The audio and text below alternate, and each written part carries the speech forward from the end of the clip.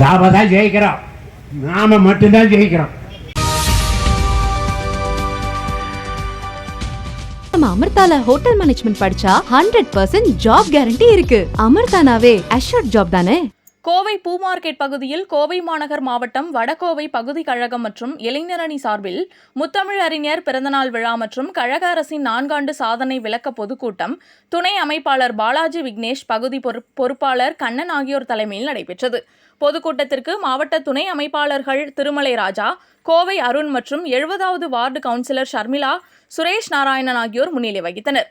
முன்னதாக வட்ட கழக செயலாளர்கள் சுரேஷ் நாராயணன், சிவகுமார் ஆகியோர் அனைவரையும் வரவேற்று பேசினார்கள்.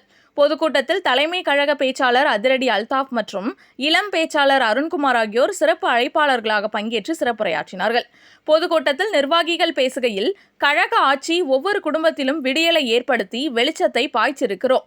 கலைஞர் மகளிர் உரிமை திட்டத்தை தொடங்கியதிலிருந்து ஒவ்வொரு பயனாளிக்கும் இதுவரைக்கும் 20,000 ரூபாய் வழங்கப்பட்டிருக்கிறது. இந்தியாவுக்கே முன்மாதிரியான திட்டமான முதலமைச்சரின் காலை உணவு திட்டம். இந்த திட்டத்தால் நாள்தோறும் 18 லட்சம் குழந்தைகள் வயிறார சாப்பிடுகிறார்கள். இந்த திட்டத்தை ஆரம்பிப்பதற்கு முன்னால் இருந்ததை விட இப்போது குழந்தைகள் பள்ளிக்கு வருவது அதிகமாயிருக்கிறது.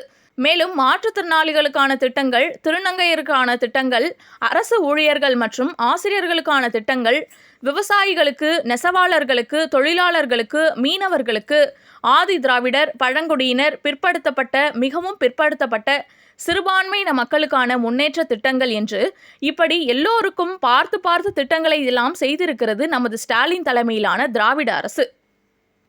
இந்த திட்டங்களை எல்லாம் எடுத்துச் சொன்னால் இந்த ஒரு நாள் போதாது என்று கழக அரசின் சாதனைகள் குறித்து பேசினார். மேலும் நிகழ்ச்சியில் கலந்து கொண்ட அனைவருக்கும் பகுதி துணை அமைப்பாளர் விக்னேஷ் நன்றி தெரிவித்து நன்றியுரையாற்றினார்.